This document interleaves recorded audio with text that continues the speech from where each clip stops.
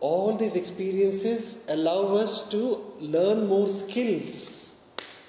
How to handle few minds around us so that you can handle hundreds in the universe, in this world. If you cannot handle your own spouse, your own relationships, if you cannot overcome and handle your own life situations, what are you going to serve outside? How are you going to manage the minds of hundreds and influence them to come on the path? You see what I'm saying? And hence we are put through very difficult relationships. You think, why I got even involved with this person? But then after some time passes, you become so strong. You can handle minds much more better as time passes, isn't it? That is the purpose. He's strengthening you so that you can strengthen others. He's giving you the knowledge through experience so that you can share this knowledge with others. Make sense?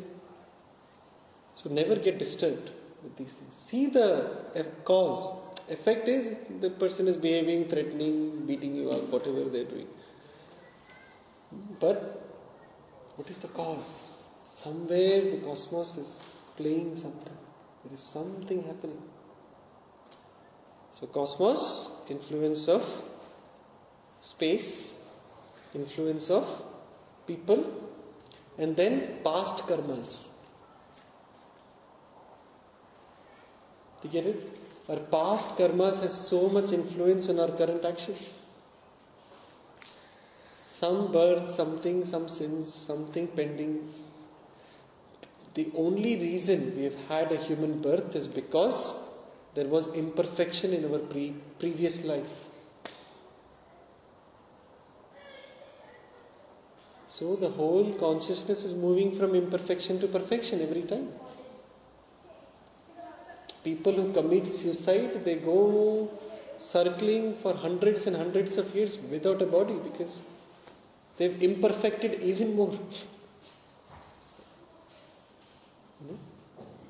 So cause. Stick to the cause. What is the cause? Is it the cosmos? When your mind goes into the cause, nothing will shake you anymore in the ground. Like Guruji said, yogis always look at the cause. They don't look at the effect.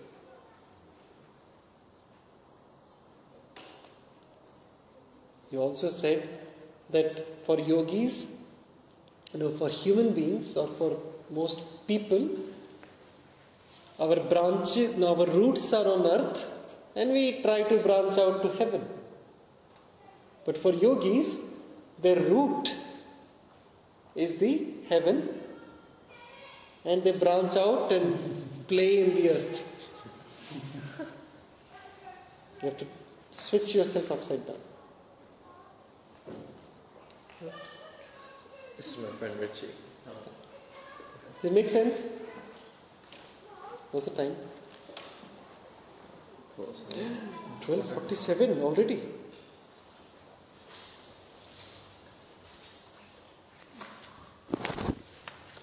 So cosmos, influence of space, influence of people,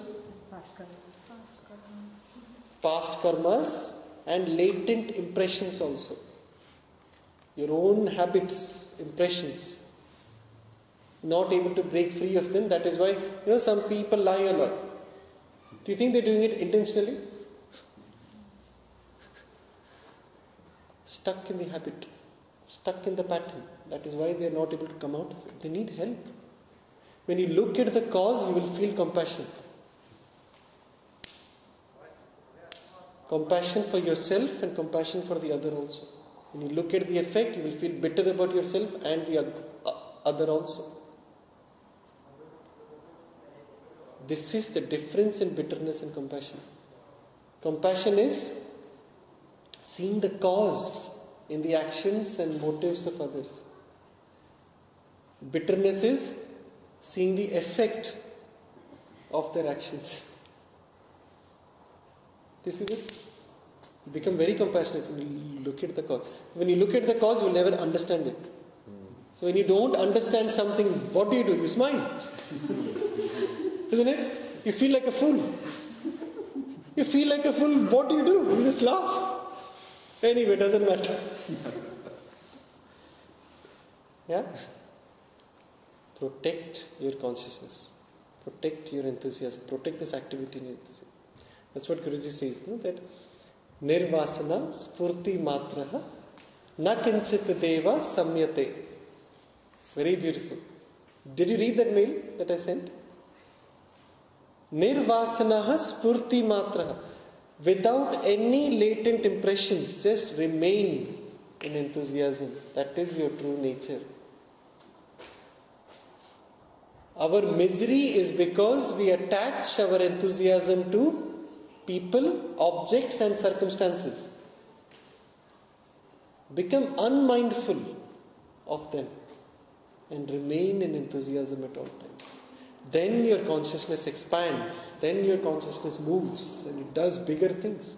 You are more intuitive, you are more powerful in your being, or you are anyway powerful.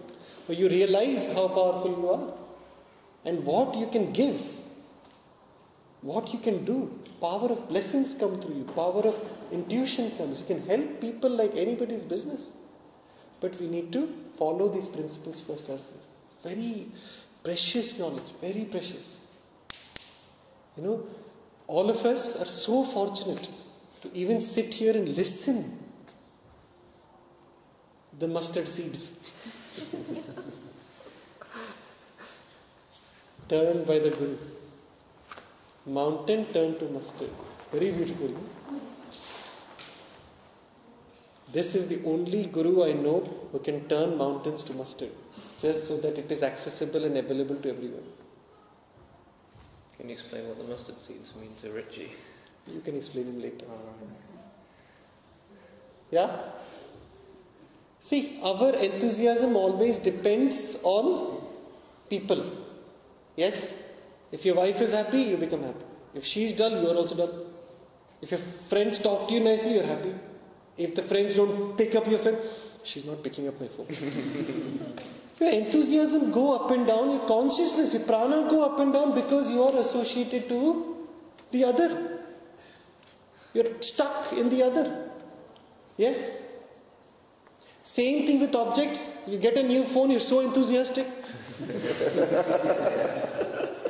24 hours pass, 48 hours, you've explored everything, now it has no meaning. And then you want something else to keep you enthusiastic. Now what else can I buy to keep me enthusiastic? Okay, maybe a LCD TV. You play with the LCD TV for one day, then what? You need something else to continue that enthusiasm. How foolish. You depend on objects to make you enthusiasm when your consciousness is the source of that matter. That matter exists because of you. Isn't it? Does this tape recorder, this phone has any meaning if there is no consciousness? Matter exists because of us. Our mind makes the matter. Then how can we expect matter to keep our mind happy? This is ironical, isn't it? So detach yourself from the objects. Objects are not the source of your enthusiasm. You are the source of that object and give it the enthusiasm. Jai Gurudev.